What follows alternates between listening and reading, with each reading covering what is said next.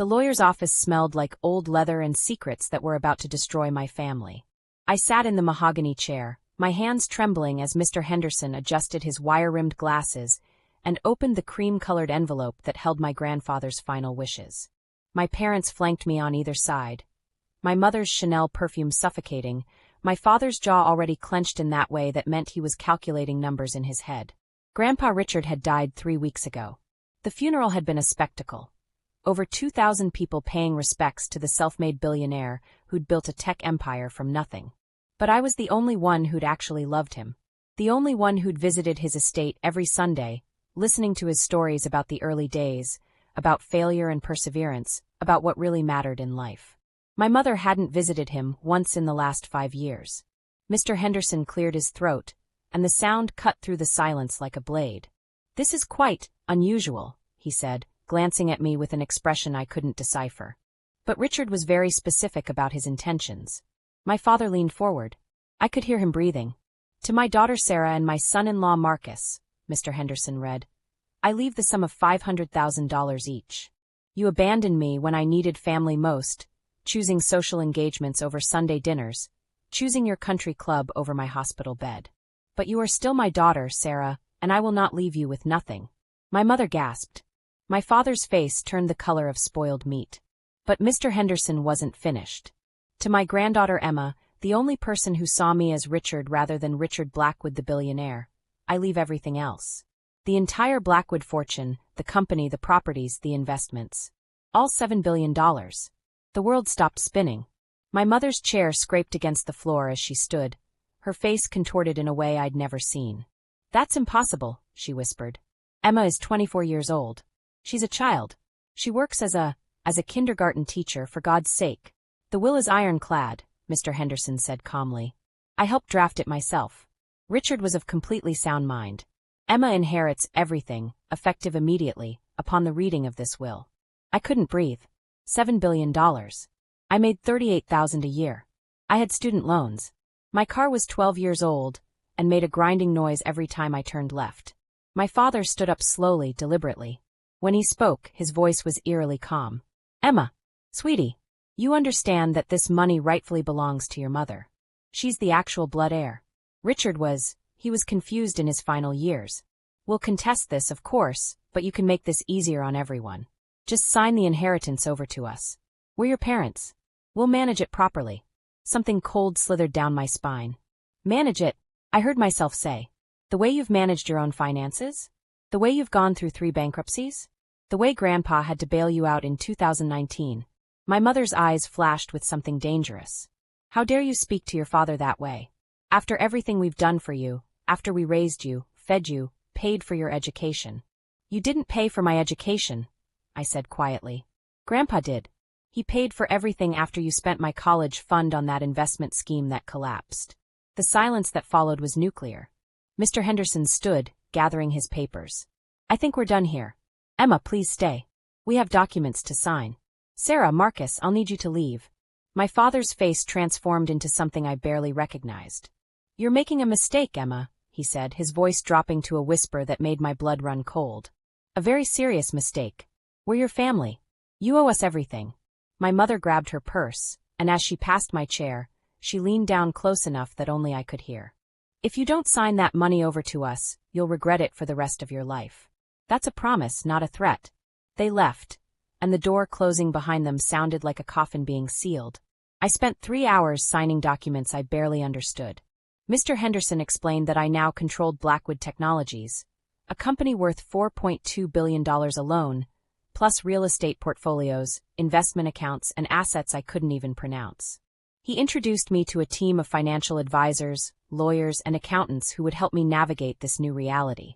I was now one of the wealthiest women in America, and I was absolutely terrified. "Before I continue, tell me where you're watching from. I love seeing your locations."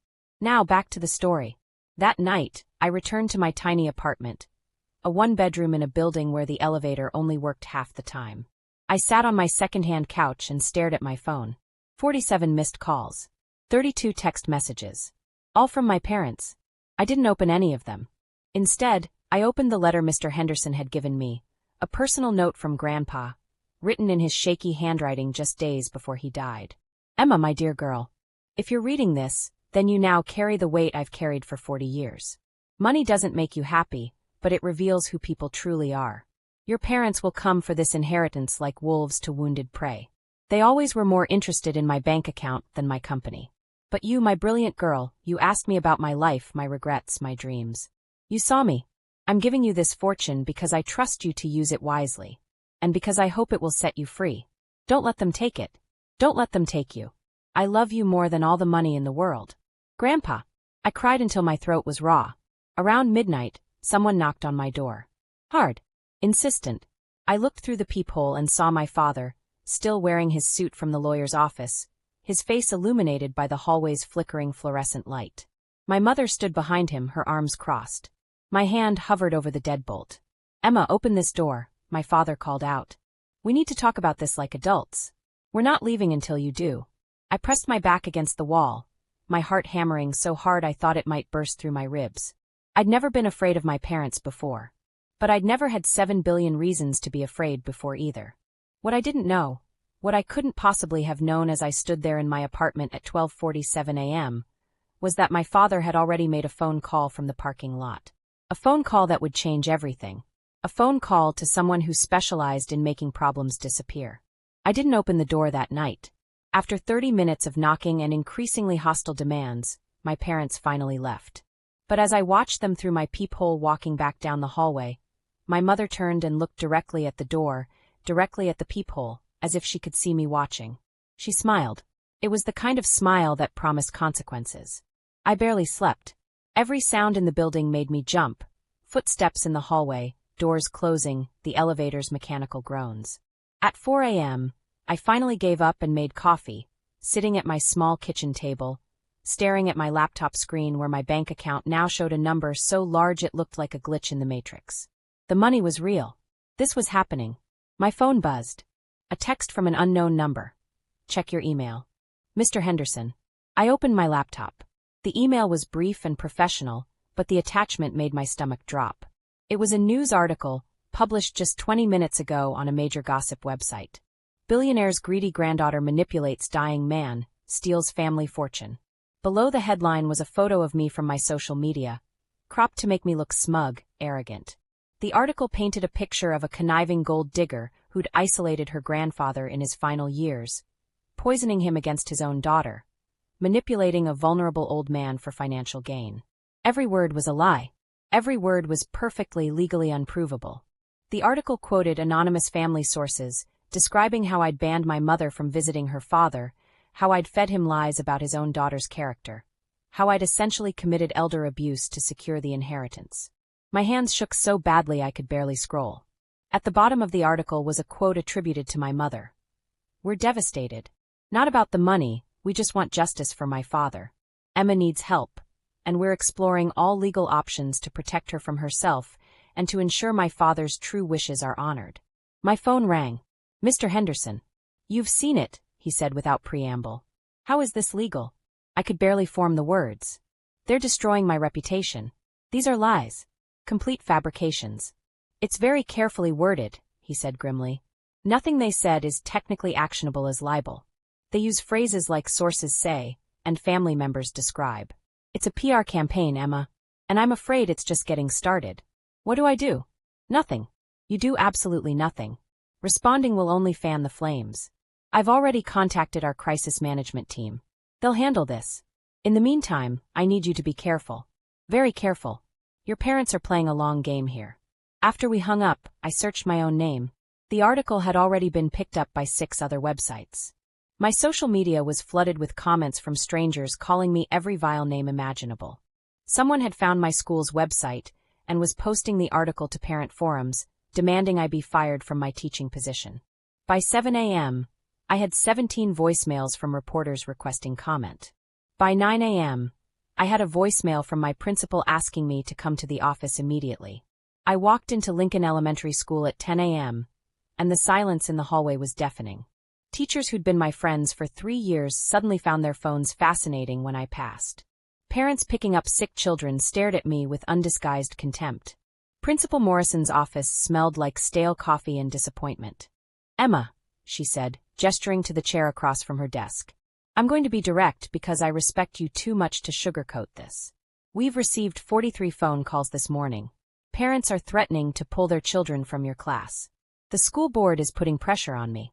And while I personally don't believe these articles, perception matters in education. My throat tightened. You're firing me. I'm placing you on administrative leave while we investigate. It's paid leave, she added quickly.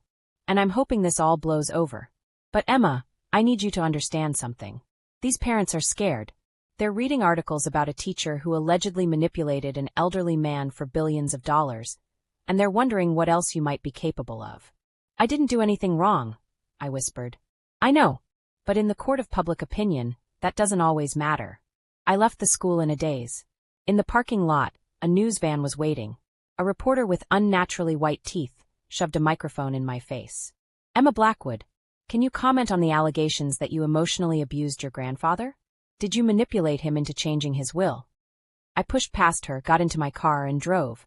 I didn't know where I was going. I just drove, tears streaming down my face, until I found myself at Grandpa's estate, a sprawling property in the hills that was now apparently mine. The gate security recognized me and let me through. The house was exactly as he'd left it. His reading glasses still on the side table. His favorite cardigan draped over his chair. The chessboard where we'd played every Sunday, still set up mid-game from 3 weeks ago. I collapsed on his couch and sobbed. That's where they found me. Not my parents this time. 2 police officers, a man and a woman, both looking uncomfortable. Ms. Blackwood, the male officer said. We need you to come with us. My heart stopped. Why? What's happening? The female officer stepped forward, her expression sympathetic. Your parents have filed for an emergency psychiatric evaluation. They're claiming you're a danger to yourself and others. They've presented evidence of erratic behavior, paranoid delusions, and they're requesting a 72-hour involuntary hold. The room tilted. That's insane. I don't, this is because of the money. They're trying to have me declared mentally incompetent so they can take control of the inheritance. Ma'am, we understand this is difficult, the male officer said. But we have a court order. You need to come with us for an evaluation. If the doctors determine you're not a threat, you'll be released immediately. And if they don't determine that? My voice was shaking. Who decides? Doctors my parents probably paid off. The officers exchanged glances.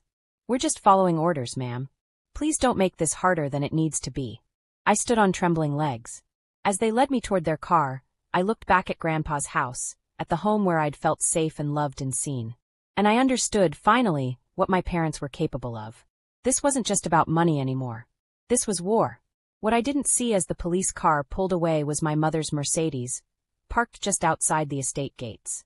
And I couldn't hear the phone call she was making to her lawyer, the words incompetent to manage affairs, and conservatorship floating through the air like poison. The psychiatric facility was nothing like the horror movies portray, which somehow made it worse. It was clean, clinical, painted in soul-crushing shades of beige and pale blue. The nurses were professional. The other patients seemed relatively normal. A teenage girl with cutting scars on her wrists, an older man who muttered to himself, a woman about my age who wouldn't stop crying. But none of them had $7 billion. None of them had parents willing to have them declared insane to steal an inheritance. The intake process was humiliating. They took my phone, my wallet, my shoes with laces. A nurse named Gloria with kind eyes asked me questions from a clipboard while I sat in a paper gown, feeling less human with every passing minute. Have you had thoughts of harming yourself? No. Have you had thoughts of harming others? No. Are you hearing voices that others can't hear? No. Your parents indicated you've been experiencing paranoid delusions. Specifically, they claim you believe they're trying to steal money from you. Can you tell me about that? I laughed, but it came out broken. It's not a delusion when it's true. Gloria's pen paused on the paper. Can you elaborate? My grandfather died and left me his fortune. $7 billion. My parents got $500,000 each. They're furious. They're trying to force me to sign it over. This. I gestured at the sterile room, at my paper gown, at the entire nightmare. This is their way of having me declared incompetent so they can control the money. Gloria wrote something down, her expression carefully neutral. Here's the thing, I continued, my voice gaining strength. Everything I just said sounds crazy, doesn't it? A kindergarten teacher inheriting billions? Parents so greedy they'd have their own daughter committed? It sounds like a delusion. That's what makes it brilliant. I see, Gloria said softly. We'll have Dr. Patterson evaluate you tomorrow morning. Try to get some rest. They put me in a shared room with the crying woman, whose name I learned was Michelle. She was being held because she'd called 911 claiming her husband was trying to kill her. The police found no evidence of abuse, her husband seemed concerned and loving, and her family agreed she'd been acting strange. We talked through the night, 2 women the world had decided were crazy, and I wondered how many others were in these places not because they were mentally ill, but because someone wanted them silenced. The next morning, Dr. Patterson was a thin man with a gray beard and eyes that seemed to see too much. He sat across from me in his office, my file open on his desk. Your mother provided quite extensive documentation, he said. Text messages that seem erratic. Statements from family friends that you've been behaving strangely. A history of, he consulted the file, social isolation and increasingly paranoid behavior. Did she provide the context for those text messages? I asked. Did she mention that I inherited billions and she got nothing? Did she mention the media campaign she launched against me? Did she mention that she showed up at my apartment at midnight demanding I sign over the inheritance? Dr. Patterson leaned back in his chair. Tell me about your relationship with your grandfather. So I did. I told him everything. The Sunday dinners. The chess games. The conversations about life and meaning. How Grandpa had watched my parents go through bankruptcy after bankruptcy, bail them out again and again, only to see them waste every opportunity. How he'd told me, just months before he died, that he was worried about what would happen to his life's work if my parents got control of it. They'll burn through it in 5 years, he'd said. Buy yachts and mansions and invest in schemes that will collapse. I built something that matters, Emma. I built something that employs 12,000 people. I can't let it be destroyed by carelessness and greed. Dr. Patterson listened without interrupting. When I finished, he was quiet for a long moment. Ms. Blackwood, he finally said, I'm going to be honest with you. Your story is either true, which means you're the victim of a sophisticated psychological attack and financial manipulation by your parents. Or it's a very detailed delusion, which means you need significant help. My heart sank. However, he continued, in 30 years of practice, I've learned that the truth usually lives in the details. Your effect is appropriate. Your thought processes are logical. You show no signs of psychosis or disconnect from reality. And frankly, rich people do terrible things to each other over money. That's not paranoia. That's just reality. Hope flickered in my chest. I'm going to recommend your immediate release. But Ms. Blackwood, I'm also going to recommend that you get a very good lawyer. Because if your parents are willing to go this far, this won't be their last attempt. 6 hours later, I walked out of the facility in the same clothes I'd worn in, feeling like I'd aged 10 years in 2 days. Mr. Henderson was waiting in the parking lot, standing beside a black town car. Are you all right? He asked.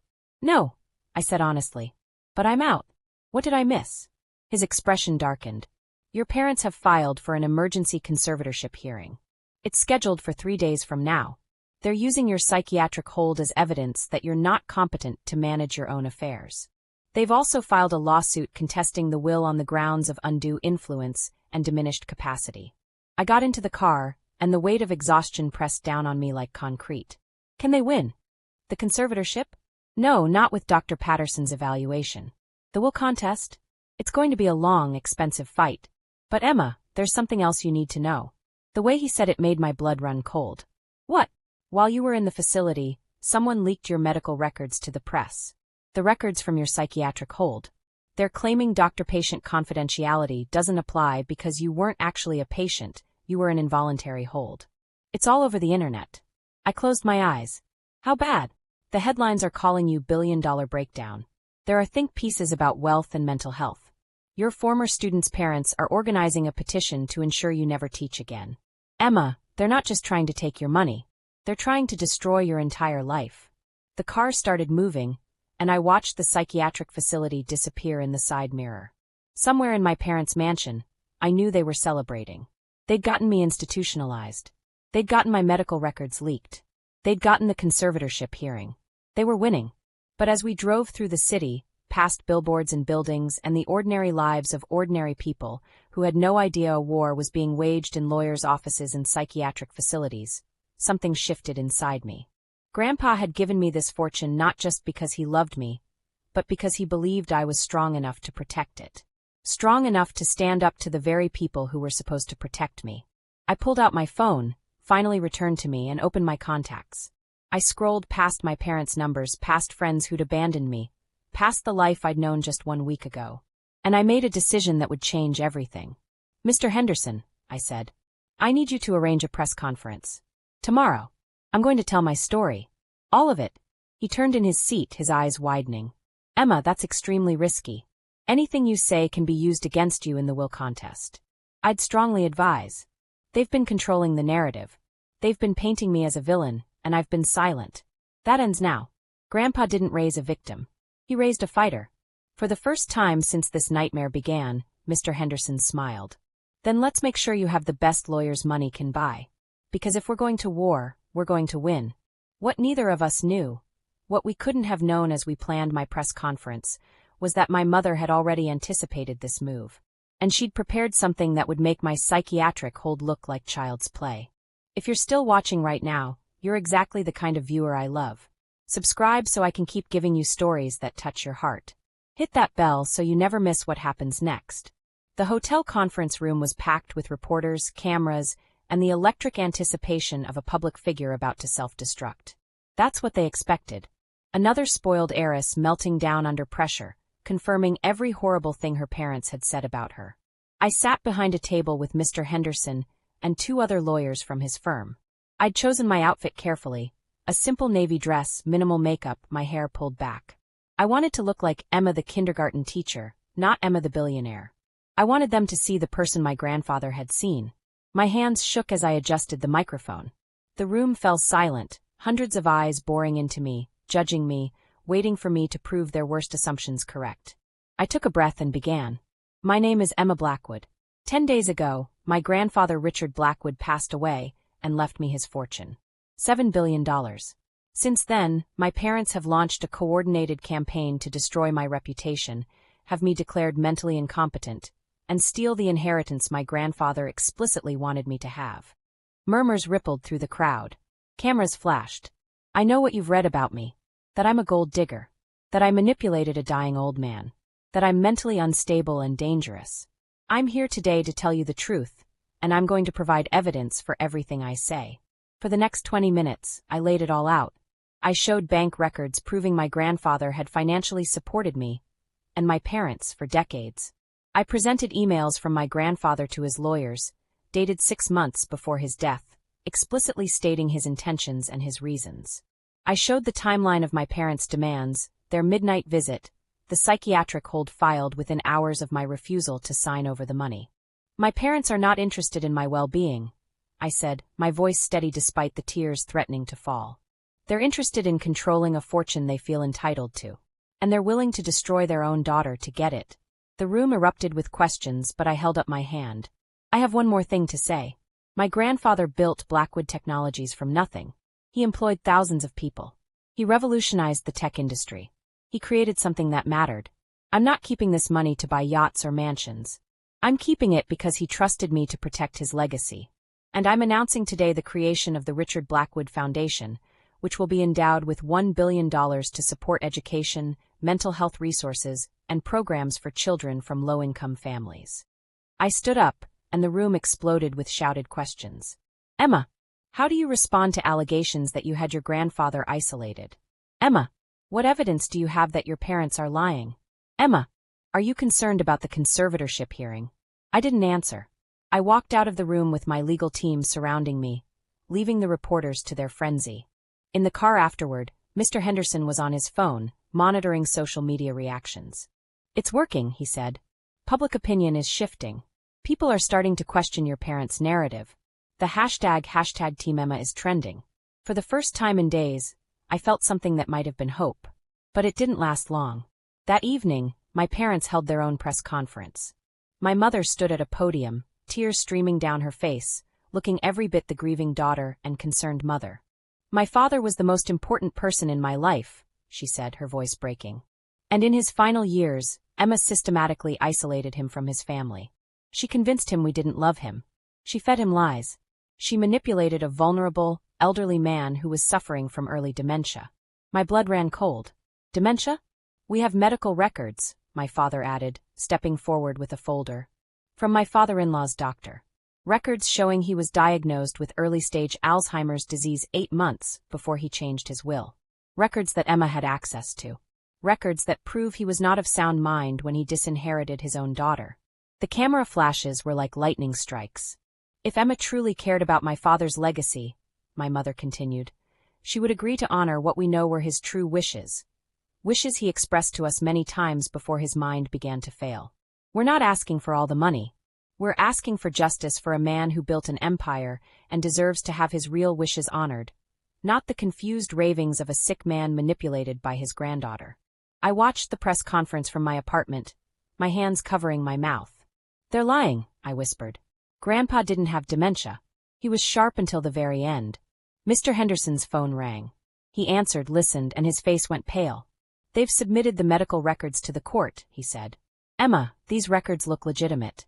They're from your grandfather's actual doctor, Dr. Morrison. They show multiple visits, cognitive tests, a formal diagnosis of early-stage Alzheimer's. That's impossible. I went to doctor's appointments with him. He never mentioned any of this. Did you go to all of them? I thought back. No. Some he said were just routine checkups. He told me not to bother coming. The realization hit me like a truck. They forged them. Or they bribed the doctor. Or God, I don't know. But those records are fake. Can you prove that? I couldn't. And that was the problem. Over the next 48 hours, everything I'd gained from my press conference evaporated. The medical records were analyzed by expert after expert, all confirming they appeared legitimate. Dr. Morrison gave a statement saying he'd been treating my grandfather for cognitive decline and was heartbroken to see his patient's vulnerability exploited. The conservatorship hearing was moved up. Emergency motion. My parents were now arguing that not only was I not fit to manage the inheritance, but that the inheritance itself was invalid because my grandfather lacked the mental capacity to change his will. I sat in my apartment the night before the hearing, staring at a chessboard I'd brought from Grandpa's house. We'd been in the middle of a game when he died. His move had been brilliant, a sacrifice that looked like a mistake, but was actually setting up a checkmate 4 moves later. That's when it hit me. I grabbed my phone and called Mr. Henderson. The will, I said. When exactly was it executed? February 14th of last year. Why? And when do the medical records say he was diagnosed with Alzheimer's? Papers rustled on his end. June 3rd of the same year. 4 months after the will. Emma, I don't see how. The diagnosis came after the will. That means when he changed the will, he was supposedly still competent. They can't use the diagnosis to invalidate a document that predates it. Silence. Then, oh my God. You're right. But Emma, they're going to argue he was already experiencing symptoms before the official diagnosis. They'll bring in experts who'll say, I have videos, I interrupted. From our Sunday dinners. I recorded some of them on my phone because Grandpa was telling stories about the early days of the company, and I wanted to preserve them. Hours of footage of him from January through December of last year. Clear, coherent, sharp as ever. Emma, you might have just saved this case. The next morning, I walked into the courthouse surrounded by cameras and protesters. Some held signs that said justice for Emma. Others said lock her up. The courtroom was packed. My parents sat on the opposite side with their legal team. 5 lawyers in expensive suits, all looking confident and polished. The judge was a stern woman named Justice Helena Crawford. She looked at both sides with equal skepticism. This is a hearing to determine whether Ms. Emma Blackwood requires a conservatorship due to mental incompetence, she began. We'll also be addressing the petition to invalidate Richard Blackwood's will based on testator incapacity. Let's begin. My parents' lead attorney stood. He was smooth, persuasive, presenting their case like a surgeon wielding a scalpel. He showed the medical records. He called Dr. Morrison to testify. He presented evidence of my erratic behavior. Then it was our turn. Mr. Henderson stood and said just 4 words that changed everything. Your Honor, we have video. We played the footage on the courtroom screen. Grandpa at Sunday dinner in March, discussing complex business strategies. Grandpa in July, playing chess and explaining game theory. Grandpa in November, just weeks before he changed his will, sharp and funny and completely obviously competent. And then Mr. Henderson dropped the bomb. Your Honor, we also have phone records showing that Dr. Morrison received 3 wire transfers from Marcus and Sarah Blackwood, totaling $500,000, in the 2 months before he provided these medical records. We believe the records are fraudulent, the diagnosis was fabricated, and were filing a criminal complaint for fraud and perjury. The courtroom erupted. My mother's face went white. My father grabbed his lawyer's arm, whispering frantically. Justice Crawford slammed her gavel. Order! Dr. Morrison, you will remain in this courtroom. Bailiff, please ensure he doesn't leave. I'm granting a recess while I review this evidence, and I'm instructing the district attorney's office to begin an immediate investigation. As the judge left, I watched my parents. My mother was crying, real tears this time, tears of fear. My father's jaw was clenched so tight, I thought his teeth might crack. They'd gone too far. And they'd gotten caught. But as Mr. Henderson squeezed my shoulder in victory, as reporters swarmed the hallway outside, as my parents sat in stunned silence, I saw my mother look directly at me. She mouthed 2 words, "This isn't over." And I realized that even cornered, even caught, even facing criminal charges, my parents had one final play. Something they'd been holding in reserve. Something that would make everything else look like a warm-up act. What I didn't know, what I wouldn't discover until that evening, was that my mother had spent the last week befriending someone very dangerous. Someone with the power to take everything away from me, regardless of what any judge decided. The judge's ruling came down like a hammer of justice. No conservatorship. The will was valid. The medical records were indeed fraudulent. Dr. Morrison was arrested in the courthouse hallway, and my parents were formally notified they were under criminal investigation for fraud, perjury, and conspiracy. I should have felt victorious. Instead, I felt hollow. Because my mother's face as they led Dr. Morrison away wasn't the face of someone defeated. It was the face of someone who'd already moved on to Plan B. That night, I returned to Grandpa's estate, my estate now, exhausted and emotionally shattered. I stood in his study, surrounded by his books and his memories, trying to understand how the people who raised me had become strangers capable of such cruelty. My phone rang. Unknown number. Hello. Ms. Blackwood, this is Agent Sarah Chun from the FBI's Financial Crimes Division. I need you to not react to what I'm about to tell you, and I need you to act completely normal. Can you do that for me? My heart stopped, but I kept my voice steady. Yes. Your house is being watched. We believe your mother has hired someone to intimidate you, possibly harm you. We've had an undercover surveillance team on you for the past 72 hours. Do not look out the windows. Do not leave the house. We're going to come get you. I don't understand. Why would the FBI? Your attorney flagged the wire transfers to Dr. Morrison. When we investigated, we discovered your parents have been involved in a much larger conspiracy. They've been embezzling money from several elderly clients through a network of corrupt doctors and lawyers. Your grandfather's fortune was going to be their retirement plan. When that fell through, they panicked. And desperate people do desperate things.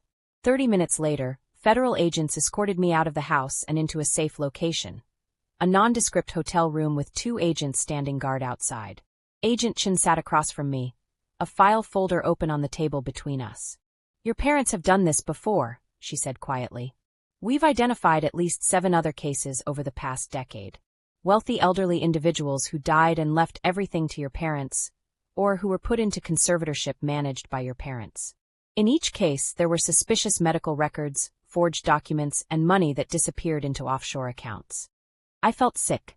7 other families? At least. We're still investigating. But Emma, you were different. You fought back. You had resources. The others were isolated, or their families believed the lies. You exposed the entire operation. What happens now? Agent Chen's expression was grim. Now we build a case. But I need to be honest with you. Your parents know they're cornered. We've intercepted communications, suggesting they're planning to flee the country. We're working on getting warrants for their arrest, but these things take time. In the meantime, you're in danger. You said they hired someone. Who? She hesitated. We don't have a name yet. But the person they contacted has a history. This isn't just intimidation, Emma. We believe they've ordered a hit. The words didn't seem real. My parents, the people who taught me to ride a bike, who came to my school plays, who tucked me in at night, had hired someone to kill me. For money. I spent 3 days in that hotel room, watching news coverage of the scandal exploding across every media outlet. The FBI had leaked enough information to make it clear this was bigger than one family dispute. This was organized crime, elder abuse, fraud on a massive scale. My parents' faces were everywhere. Perp walks, old photos, former associates coming forward with stories of suspicious behavior. The billionaire couple who'd seemed so respectable were revealed as monsters who'd spent years preying on the vulnerable. On the fourth day, Agent Chun came to my room with news. We arrested them this morning. Both of them. They were at the airport with fake passports and $8 million in cash. They're going away for a very long time, Emma. I should have felt relief. Instead, I just felt empty. What about the person they hired? We're still looking. But without your parents' money to pay them, and with the FBI watching you, you should be safe. We'll keep a protective detail on you for the next few months, just to be certain. That night, alone in the hotel room, I finally let myself break down. I cried for the parents I'd thought I had. I cried for the childhood I was now recontextualizing, wondering how much of it had been real. I cried for Grandpa, who'd seen what they were and tried to protect me, even after death. And I cried for all the families they'd destroyed, families who never got justice, whose loved ones died thinking their children actually cared.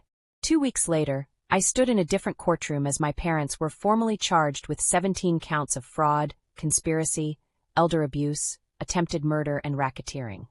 They looked small in their orange jumpsuits, nothing like the powerful, intimidating figures who'd terrorized me. My mother looked at me once. Just once. And I saw it then, no remorse, no regret. Just fury that I'd won. The trial would take months, maybe years. But the outcome was inevitable. The FBI had everything: wire transfers, emails, recorded phone calls, testimony from accomplices trying to cut deals. My parents would spend the rest of their lives in prison. 6 months after Grandpa's death, I stood at the podium for the official launch of the Richard Blackwood Foundation. The event was held at Grandpa's estate, my home now, and hundreds of people attended. Business leaders, philanthropists, former employees who wanted to honor the man who'd given them opportunities. My grandfather believed that wealth was a responsibility, not just a privilege, I told the crowd. He believed that the purpose of success was to lift others up. The Richard Blackwood Foundation will honor that belief by investing in education, mental health services, and programs that support families dealing with elder abuse, a crime that my own family perpetrated, and that my grandfather's fortune will now help combat. The applause was thunderous, but I barely heard it. I was thinking about Sunday dinners and chess games, and a kind old man who'd seen me for who I really was. After the event, Mr. Henderson approached me with a small box. "Your grandfather left this with me," he said. "Instructions to give it to you only after everything was resolved." Inside was a letter and a small golden chess piece, the king from our last game. I opened the letter with shaking hands. "Emma, if you're reading this, it means you won. I knew you would. I knew because I raised you to be strong, even when your parents tried to make you small. I knew because you have something they never had: integrity. I'm sorry I put you through this trial. I could have split the money evenly, avoided the conflict. But I needed to know you could stand up to them. I needed to know you were ready to carry the weight of this responsibility. You were the only one who ever saw me as Richard, not Richard the billionaire. You were the only one who asked about my life, my regrets, my dreams. You were the only one who loved me without wanting something in return. The money was never the gift, Emma. The gift was the chance to prove to yourself that you're stronger than you ever imagined. Use this fortune to change lives. Use it to matter. Use it to build something beautiful. And remember, in chess the king is the most important piece. But it's also the most vulnerable. Protect yourself. Trust carefully. And never forget that true wealth isn't measured in dollars. It's measured in the lives you touch and the love you give freely. I love you more than all the money in all the world. Now go build something extraordinary. Grandpa." I clutched the letter to my chest and looked out at the estate, at the foundation that would bear his name, at the future stretching ahead. Uncertain, challenging, but finally mine. The chess piece felt heavy in my palm. In our last game, Grandpa had sacrificed his queen to protect his king, a move I hadn't understood at the time. But I understood now. He'd sacrificed his relationship with his daughter to protect me. He'd known exactly what would happen when he left me the fortune. He'd known the battle it would trigger. And he'd trusted that I was strong enough to survive it. A year later, the Richard Blackwood Foundation had provided scholarships to 1,500 students, funded 12 mental health clinics in underserved communities, and launched a national hotline for reporting elder abuse. Blackwood Technologies, under new management that I'd carefully selected, had doubled its charitable giving and implemented programs to support employee well-being. And I had returned to teaching. Not at Lincoln Elementary, too many painful memories, but at a new school in a neighborhood that needed good teachers. I taught kindergarten 3 days a week, and spent the other 2 managing the foundation and the company. The kids didn't know I was a billionaire. They just knew I was Ms. Emma, who did funny voices during story time and always had band-aids and hugs ready when they fell on the playground. My parents were both serving 20-year sentences. I hadn't visited them. Maybe someday I would. Maybe someday I'd be able to forgive them. But that day wasn't today. I kept the chess piece on my desk at school. A reminder of everything I'd survived, everything I'd learned, everything Grandpa had believed I could be. One afternoon, a little girl named Sophia approached my desk after class. "Ms. Emma, why do you keep that chess piece there?" I picked it up, turning it over in my fingers. "It's from a game I played with someone I loved very much. Someone who taught me that being strong doesn't mean never being scared. It means being scared and doing the right thing anyway." "Was it your grandpa?" she asked, because kids have an uncanny ability to see the truth. "Yes. It was my grandpa. My grandpa taught me stuff too," she said. "He taught me that people who really love you don't hurt you just to get stuff they want." I looked at this wise little girl and felt tears prick my eyes. "Your grandpa sounds very smart." "He was. He died last year." "I'm sorry, Sophia." She shrugged with the resilience of childhood. "It's okay. He said people don't really die as long as someone remembers them and does the things they taught us."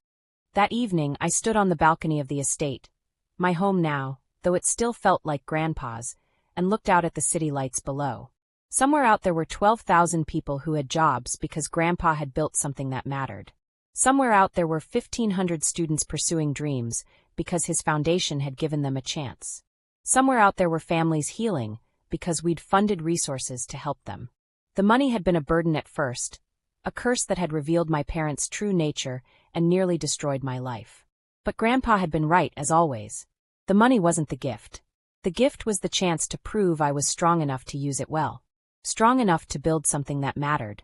Strong enough to honor the man who'd seen me, really seen me, and believed I was worthy of his legacy. I pulled out my phone and did something I'd been avoiding for months. I recorded a voice memo, speaking to Grandpa as if he could hear me. I won, Grandpa. And not just in court. I won at the thing that mattered. I didn't let them turn me into someone small and scared and mean. I didn't let them take away my ability to trust and love and hope. I built something beautiful with your fortune, just like you asked. I'm teaching kids and changing lives and making your name mean something good in the world. I miss you every single day. But I'm okay. Better than okay. I'm free. Thank you for seeing me. Thank you for believing in me. Thank you for the gift of knowing that I'm stronger than I ever imagined. I played the recording back, letting my own words wash over me, and then I deleted it. Some things didn't need to be saved. Some things just needed to be said and released into the universe. The king chess piece sat on my desk inside, exactly where it belonged, a reminder that the most important pieces in life aren't the ones with the most power, but the ones worth protecting. And I had protected what mattered. My integrity, my values, my capacity for love, and Grandpa's faith in me. $7 billion couldn't buy those things. But they could destroy you if you weren't careful. I was careful. I was strong. I was free. And somewhere, I knew Grandpa was smiling, probably setting up another chessboard, ready for me to join him someday for one more game. But not yet. Not for a long, long time. I had too much living to do first. If you've made it this far, drop a comment below telling me, would you have fought back against your own parents or signed over the money to keep the peace? Hit that like button if Emma's story had you on the edge of your seat. And subscribe because I've got more jaw-dropping true stories coming your way. Trust me, you won't want to miss what's next. Thanks for watching. And remember, sometimes the people closest to you are the ones you need to protect yourself from the most. Stay strong out there.